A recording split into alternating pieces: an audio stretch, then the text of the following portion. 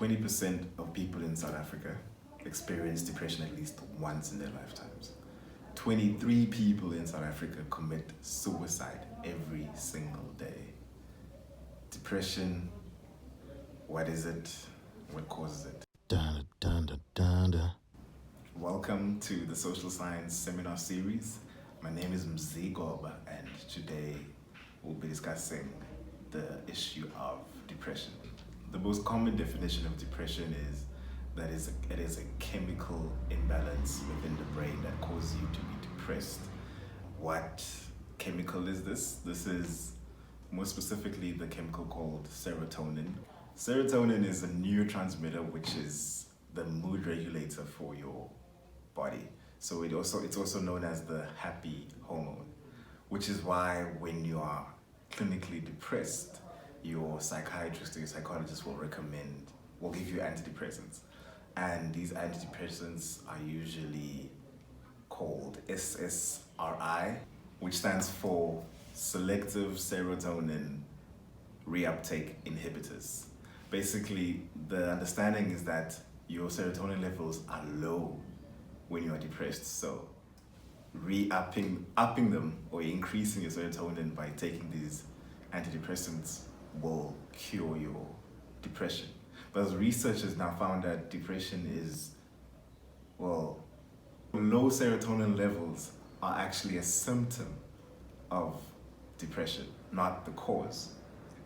So that's why you'll find that these antidepressants are usually a short-term solution to the actual issue. There are different types of depression.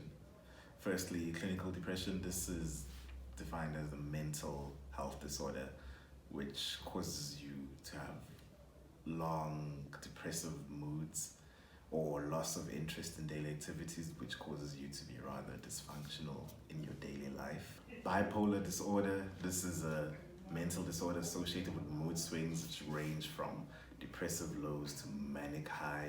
Postnatal depression. This is the depression that usually occurs after childbirth. The symptoms of this include insomnia, loss of appetite, and difficulty bonding with the baby. And persistent depressive disorder. This is a mild but long-term form of depression, and it's what we'll be focusing on today. The symptoms of this type of depression, or what you could experience if you are suffering from this type of depression, are lack of productivity, loss of interest in daily life, feeling of worthlessness, difficulty concentrating or difficulty making decisions, attempts at suicide or thinking about suicide, feeling fatigue, feeling a loss of energy, sleeping more than usual or sleeping less than usual, a loss of sexual drive or change, or loss of sexual performance, and many more.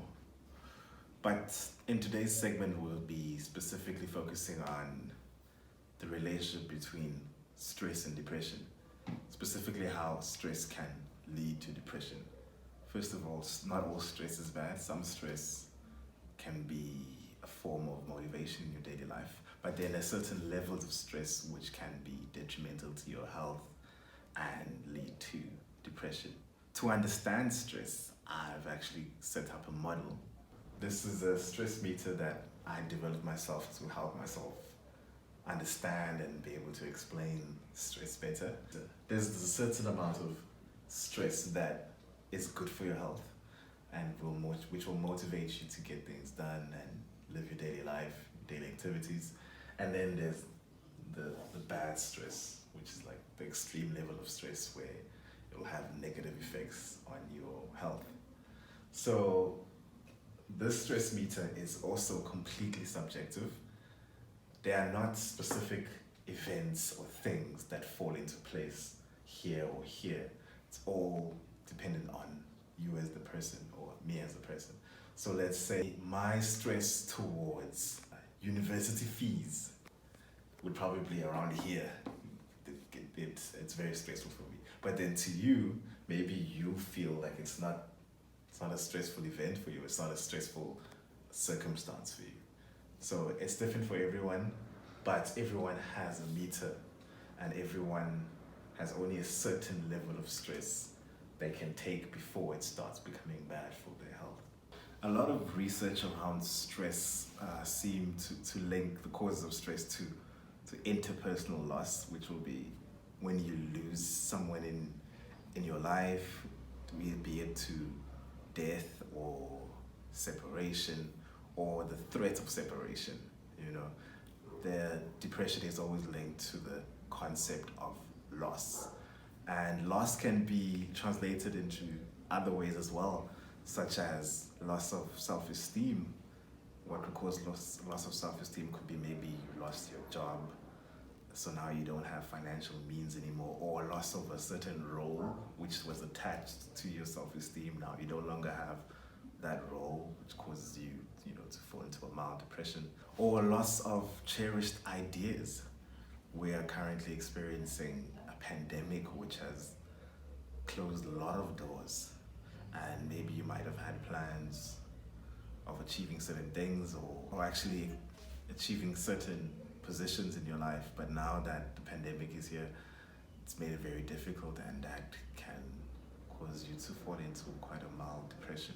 Studies have found that there are many factors revolving around stress which causes depression. So, for example, you have to consider the context, the duration of a stressful event, the timing of the stressful event, and the circumstances that you are in as an individual, be that whether experiencing poverty or disabilities. A good example of this would be the fact that we're experiencing a pandemic now. Maybe you were living with an elderly at home that got the virus and now is showing like hectic symptoms of the virus. And because of the pandemic, we're experiencing an economic crisis, which maybe could also lead to you losing your job, which then means that you might not be able to afford certain remedies or medication for your elder. Maybe you're experiencing issues in your marriage or your relationship that you're in with your significant other, and that as well has been shaken by the fact that your financial circumstances have changed. And all of that plays a role in how you experience the stress, which can ultimately lead to depression. It also depends on your beliefs as a person. Some people believe that certain things are bound to happen to them and it was all predetermined. Some people believe that things happen because of their actions and it's a reaction of what they've done and they're responsible for everything that they do. So the person that feels that this was fate would actually be at a higher risk than the other person that feels that they're responsible for certain things for happening, which will lead to depression. Research also suggests that there are people with certain personalities that are more vulnerable to experiencing depression. These are people that have this sense of self-worth and values attached to their social status or social identity or achievement. These type of people interpret and react differently to stressful events, especially if the stressful event threatens or depletes their sense of self-worth, which will ultimately lead to a very depressive reaction. Chronic stress, on the other hand, which is defined as an ongoing difficulty lasting at least 4 weeks, is also very much associated with depression. Research has found that depression is often associated with an ongoing difficult circumstances or after one severe stressful event which causes ongoing stress. For an example, an ongoing difficult circumstance would be in your family, you are expected to do so many things that you are uncomfortable with, but it almost feels as though that you don't have a choice but to do these things. An example of the ongoing stress caused by one severe event would be a loss of someone very close to you, and ever since that day of loss, it's been stressing you a lot because now you no longer have you no longer have this person to talk to about certain things in your life. Research has also found that chronic stress is also defined as the lack of social support in your life, which can cause depression. Your childhood upbringing can also increase the likeliness of you experiencing depression in your adult life. Research has found that children who have lost a parent due to death or divorce, children who have had parents that suffer from mental illnesses, parents that suffer from substance abuse, being a child exposed to family violence, neglect, or sexual abuse can lead to major depressive disorders. There are also genetic contributors to how you experience stress. Behavioral genetic studies have found evidence that your risk to depression or vulnerability to depression can also be inherited. A study done in New Zealand found that polymorphism, or rather a change in a certain gene called the serotonin transporter gene, can be used to predict depression, or rather the likeliness of you to experience depression when faced with stressful events. So how do you know if you have this gene? Research has found that people that have this condition in their gene are people that have traits that are termed neurotic.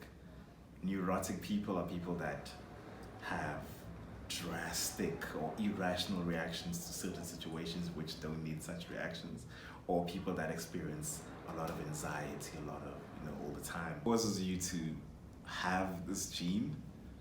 I remember reading this book called Ageless Body, Timeless Mind, where the author speaks about alternative medicine and how your daily life experience can shape and reform your cells. Stressful events, let's say your father or your mother have been having some stressful circumstances in their life, and this communicates to their cells that stress is being experienced, and maybe they experienced a lot of depression. And this is also communicated to the cells of their body, including sperm cells. And that could lead to the formation of your body and your cells to come out the way that they are. Social media can also lead to depression. Research has found that when people log on to whatever social media platform that you are currently using, a sense of upward comparison is being experienced. And even if you are aware of the fact that the content that you are viewing is being curated or is not 100% real and is kind of fake, your brain still compares you and your life to what you are actually seeing, the curated content. And this can happen hundreds of times in a single day, which can cause major or mild depressive disorder. How we can address depression, I say, would be to address the causes of depression, such as stress. Manage the stress. Try and be more aware of the stress now that you know all these things that we've covered. Also, if you know someone who is experiencing depression, or you yourself are experiencing depression, seek help, find social support and professional help, because it's a real issue. And journaling really helps with stress, managing stress and your emotions. It helps you become more aware. So try and write down things that you experience on a day-to-day. Write down how you feel and what causes you to feel this certain way. And being aware of your state of mind can give you more control over your well-being. We've come to the end of this episode. Please like the video if you did enjoy it. Comment if you have any questions or suggestions of